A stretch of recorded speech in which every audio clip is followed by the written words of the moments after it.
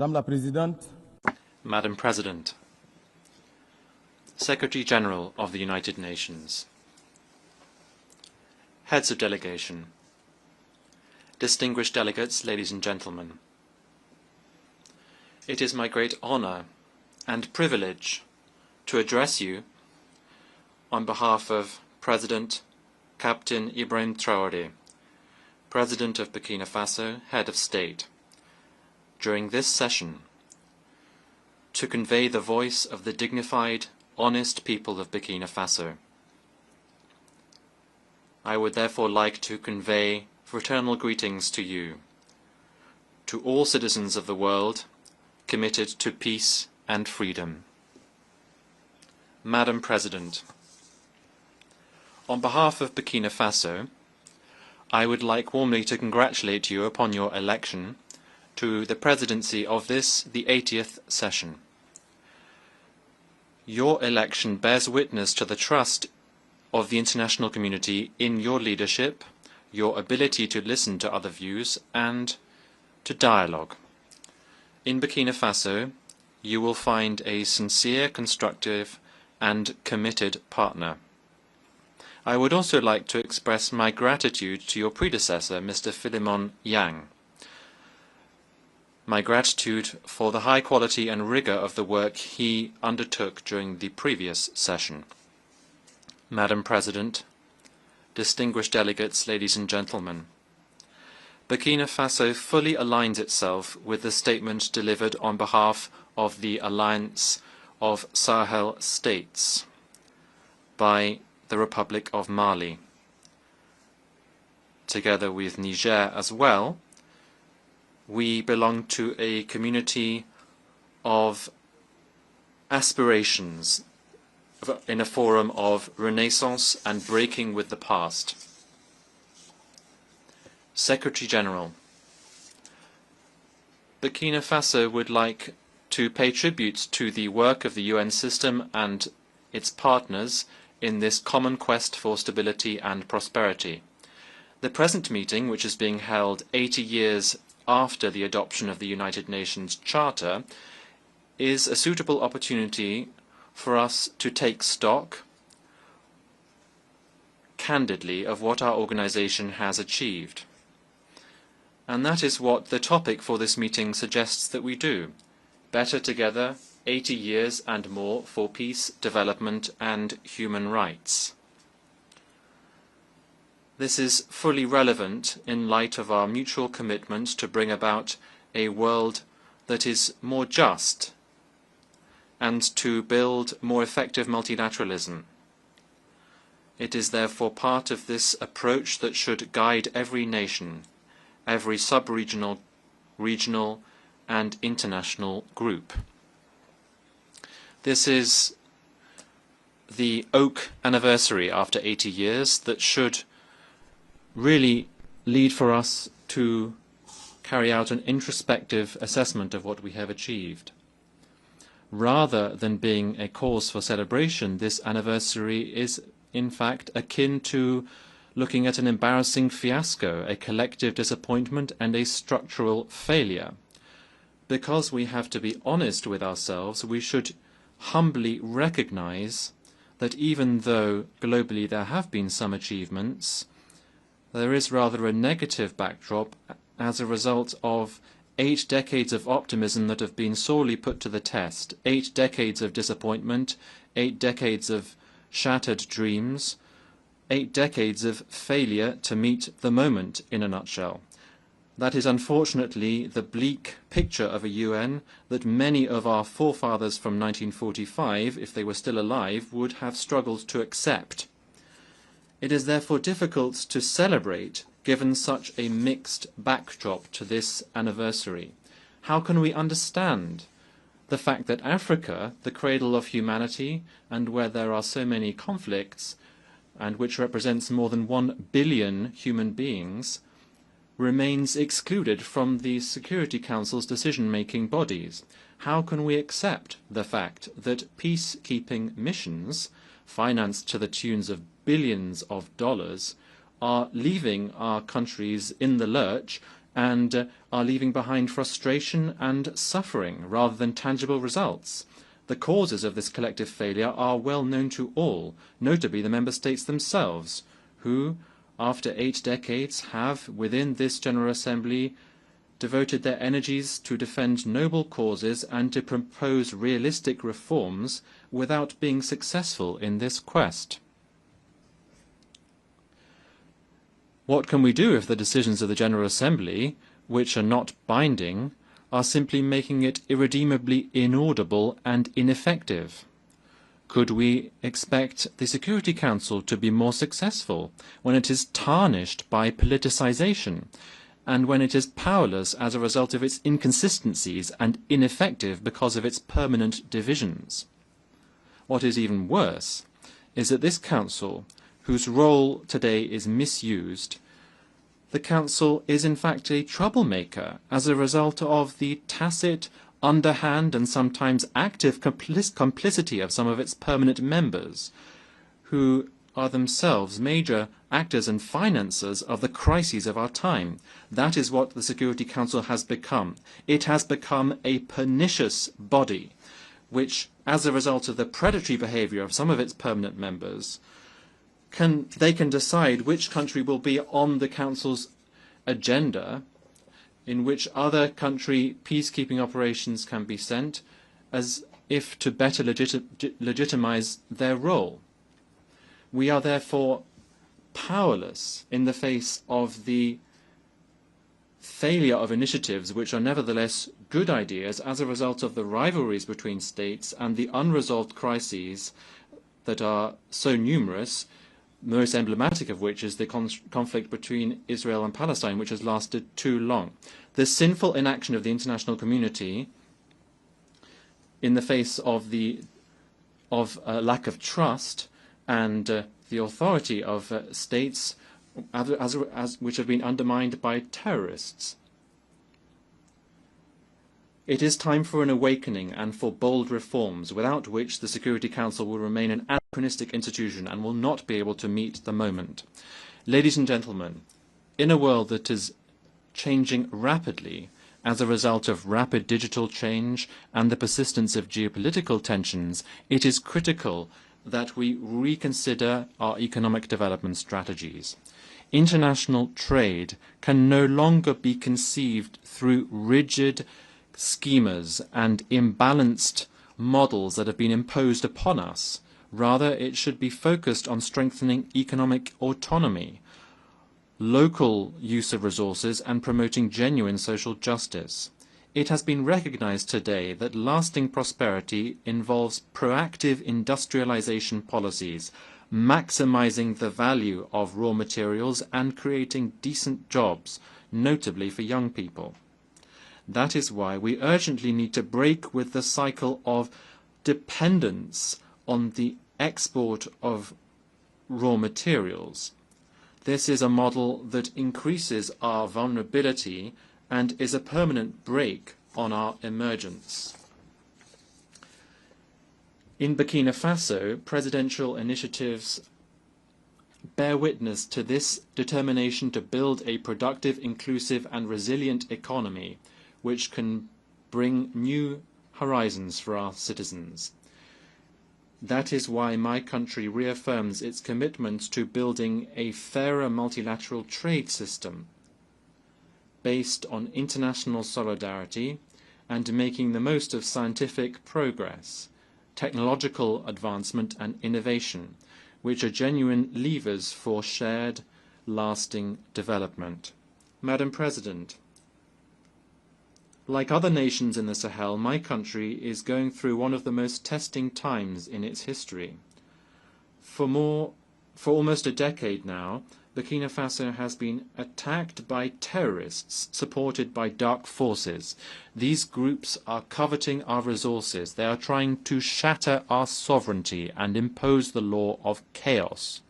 But rather than resigning ourselves to this fate, we have chosen to stand up with dignity and resistance under the leadership of our President, Captain Ibrahim Traoré. We decided to take our destiny in our own hands by mobilizing our defense and security forces, supported by volunteers for defending the fatherland, who are genuine heroes, by building up the Patriotic Support Fund, which is fueled by our citizens' voluntary contributions and contributions from our diaspora and friends of our country throughout the world. Since 2023, this fund has collected more than 413 billion CFA francs, which is startling proof of the patriotic spirit and unity of our people. By carrying out historic reforms to achieve food sovereignty, to restore our lands, and to relaunch our agricultural production, and to reduce our dependence on imports. These efforts that our determined people have undertaken are now bearing fruit. More than 72% of our territory has been recovered. Thousands of internally displaced people are going back home. Schools are reopening and social services are now resuming. Burkina Faso is thus showing that a united people can overcome even the toughest challenges. Burkina Faso hereby wishes to reaffirm fully responsibly that its priorities are non-negotiable and that its choices must be respected more than ever before. Mesdames et messieurs, ladies and gentlemen, our activities are aligned with the virtues of solidarity and unity. We are deeply convinced that a people brought together around a common ideal can achieve great things. The efforts undertaken by our fellow citizens within the country and in the diaspora, as well as their enthusiastic commitment to the momentum we've created, reaffirm that we've made the right choice, and this under the leadership of Comrade President of Burkina Faso, Ibrahim Traoré. The enthusiasm carried by the Patriotic Support Fund and the Presidential Initiative Faso Mebo is an excellent illustration of this. Established in 2023 in support of the Action Plan for Stabilization and Development, the Patriotic Support Fund aims to mobilize additional national resources, endogenous resources, so as to build our defense and strategic investment capacity. This fund has secured large-scale backing both within the country and in the diaspora. Madam President, the methodical pursuit of our reforms has meant that today we've made significant headway on economic governance. We have better control over public spending, we've optimized management of the state's human resources, we've streamlined institutional spending, and our debt levels are viable. These efforts can also be seen in a more equitable distribution of our national wealth, ensuring that the vast resources we have in Burkina Faso fully benefit our citizens, benefit our prosperity, instead of flowing to external interests or the representatives thereon within the country. Despite the difficulties inherent in the security and humanitarian crisis, the government has taken action across all sectors of socio-economic development, and this has brought noteworthy successes. Ladies and gentlemen, this is why we are astonished by the condescending stance of certain UN agencies who feel it within their rights to meddle in our national debate using biased narratives, narratives which are divorced from the reality on the ground. We unequivocally reject the report entitled Children and Armed Conflict in Burkina Faso, which is peppered with counter-truths and the very title of which demonstrates semantic manipulation. I would like to use this opportunity to commend the courage of our combatants and to pay tribute to military and civilian martyrs who honorably gave their lives in defense of our sovereignty. Madam President, we've always stated that terrorism is being used as a pretext, a convenient pretext, for certain states to pillage African resources. Thus, our countries are being confronted with terrorism. These terrorists being the troops of predatory foreign armies. Some states are no longer hiding this fact. They are publicly proclaiming their support provided to these criminals. A case in point is France. The Macron regime's public media, in addition to the daily disinformation it offers, has become a mouthpiece for the communication of these criminals, perpetrators of cowardly, barbaric attacks committed against our peaceable citizens. On this note, we'd like to reiterate our call for a response to be given to the request submitted on the 20th of August 2024 by the member states of the Confederation of Sahel States. This was addressed to the Security Council. To this day, this request has gone unanswered. This ongoing silence further discredits this institution, leaving doubts about its implicit connivance. What's even more concerning is the fact that some members of the Security Council are continuing to trample over Resolution 1373, which is actually binding. This resolution imposes the suppression of terrorism financing, strengthening border controls, and enhanced international cooperation. In the Sahel, we've taken note of this reality. As a result, we've adapted our security arrangements to the reality on the ground, in addition to revising our modalities of cooperation with certain countries. Madam President, we remain convinced that the United Nations should be the framework for dialogue and cooperation. But what we're calling for is a renewed partnership underpinned by mutual respect, equality, and genuine solidarity.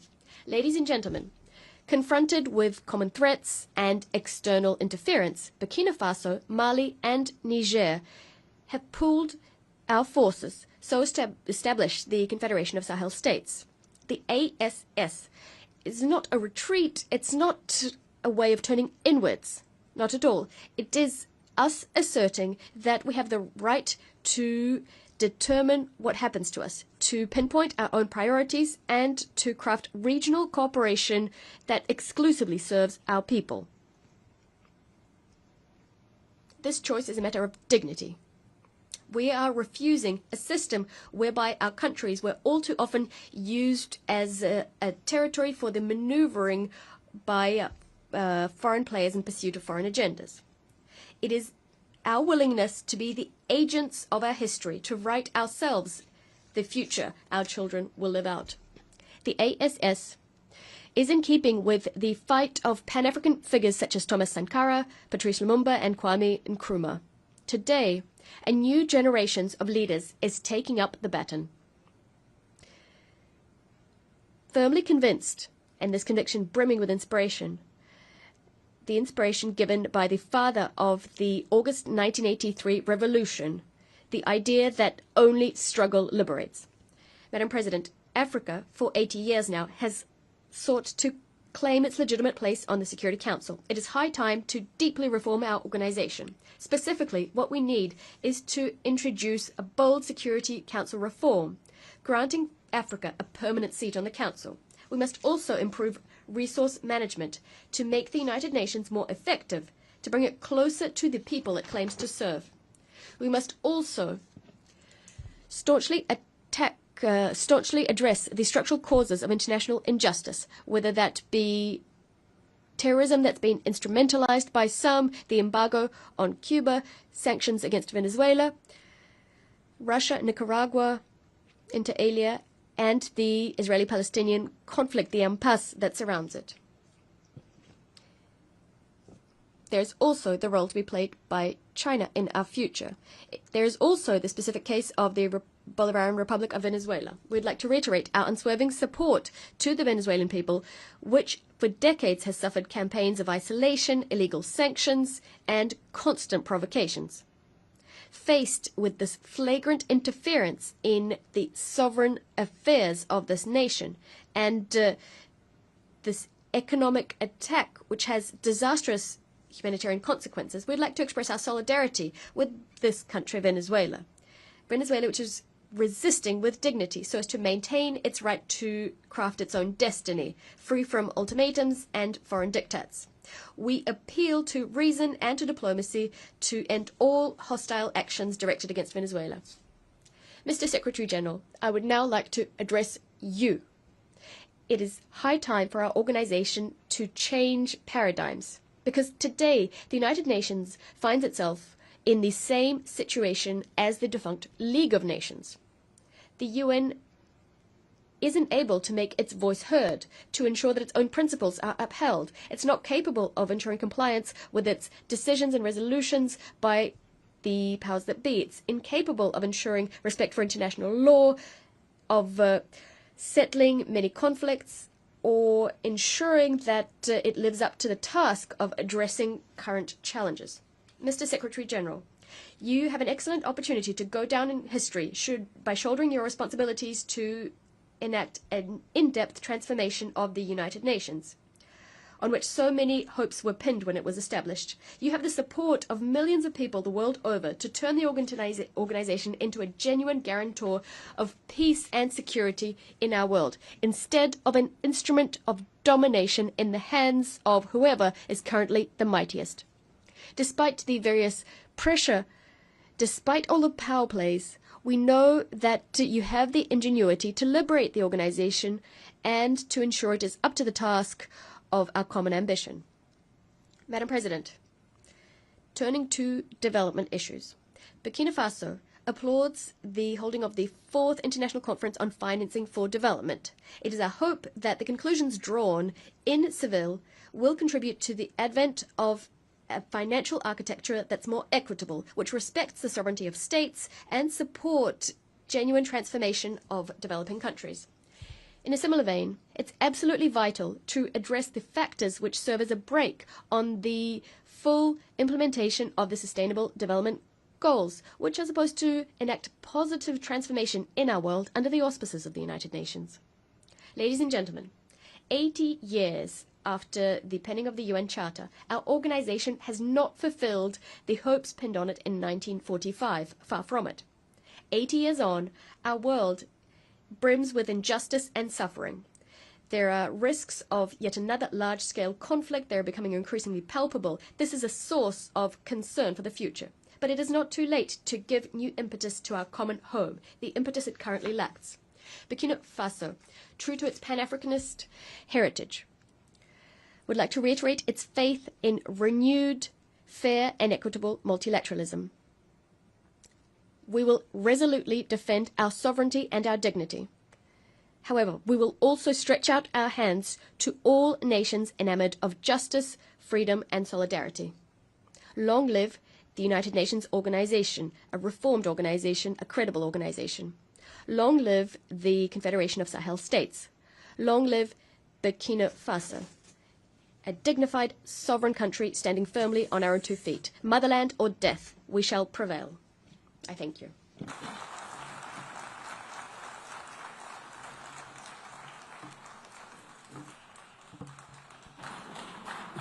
On behalf of the Assembly, I wish to thank the Prime Minister and Head of Government of Burkina Faso.